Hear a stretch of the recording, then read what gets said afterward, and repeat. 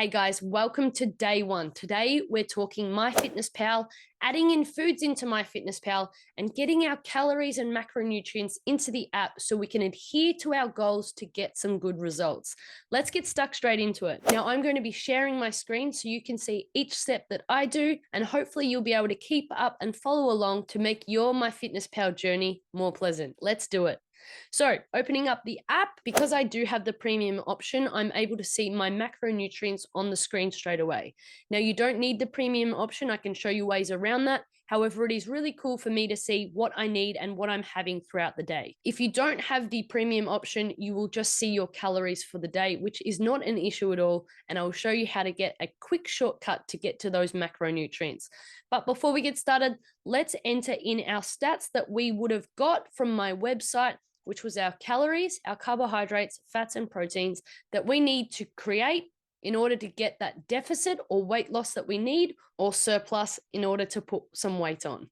All right, down in the bottom right corner, we're going to click more. We're going to scroll all the way down to settings.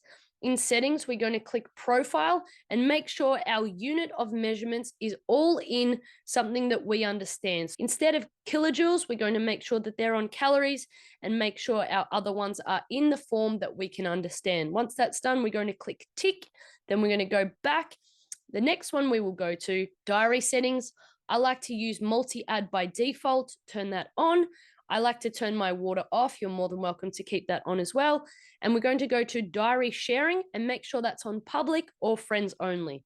Once we're done, click the tick and then go back and then back one more time. The next step we need to do is going to steps and turn our steps off. Now, by turning our steps off, what we are doing is stopping MyFitnessPal giving us extra calories. It might say, hey, you've done a really good workout today. Here's an extra 500 calories. We want to keep the same calories, same carbs, same fats, same macronutrients, so we can ensure we are sticking to our goals. So turning that off and tracking it on another app is definitely the way to go.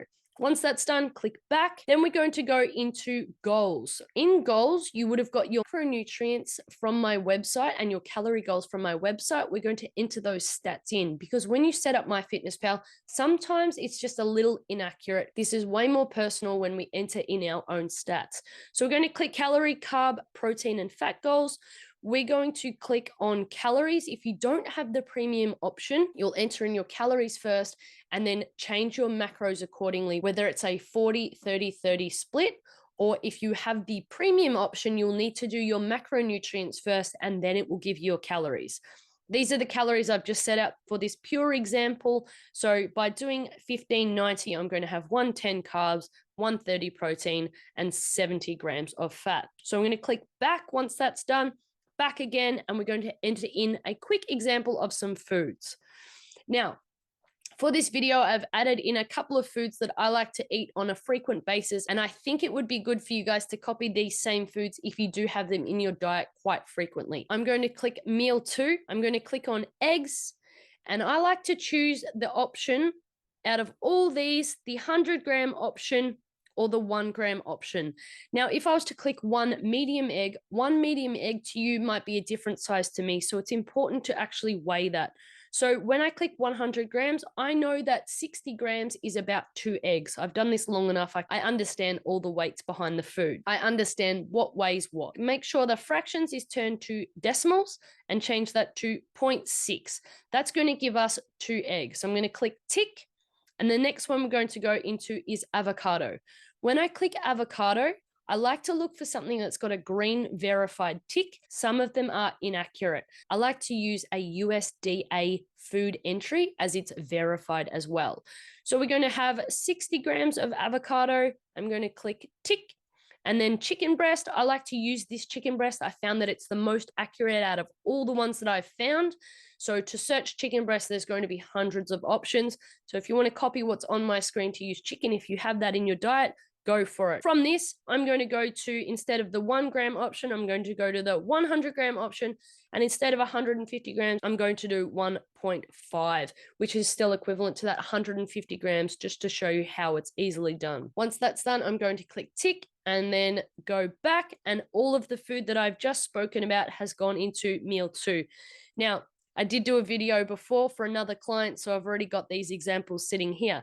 Now, to get our macronutrients and see where we're at, right at the top where it says carbs, fats, protein, this is on the premium option, but you can still access your MyFitnessPal macronutrients really easily by just touching that. You'll come up with this option. It'll be nutrients and today view. So by entering those 3 foods and the meal one that I did previously, I've got the stats of 107 grams of protein, 10 grams of carbs, 35 grams of fat.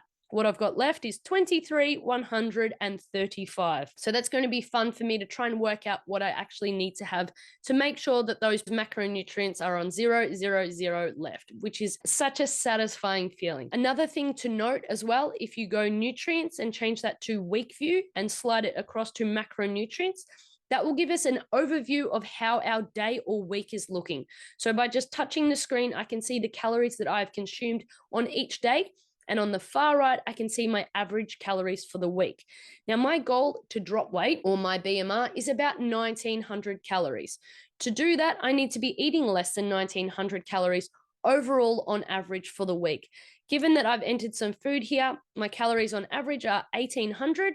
And by following this quite strictly, I should be able to create that calorie deficit and be able to drop weight this week. Once I've had a look at my stats, I just change that back to day view, go back, click dashboard on the home screen here, and I just have a look around at what I might need to attend to. So having quite low carbs for the day, I know that I can have a higher carbohydrate meal later on in the day. That is the summary of MyFitnessPal. I hope you loved it. I hope it's easy. It is a little bit monotonous at the start, but it's totally worth it because this is science-based. This is not a fad where we're taking out a food group. We're not taking away any food groups. We are simply having all the food groups, but a specific number of each. So make sure you try your best to try and stick to each of those macronutrients goals daily, and I know you'll get the results that you're after. Thank you again. This is the end of video 1. I'm really excited for next week's video. We're going to walk through my training app. I'm really looking forward to it. I'll see you then.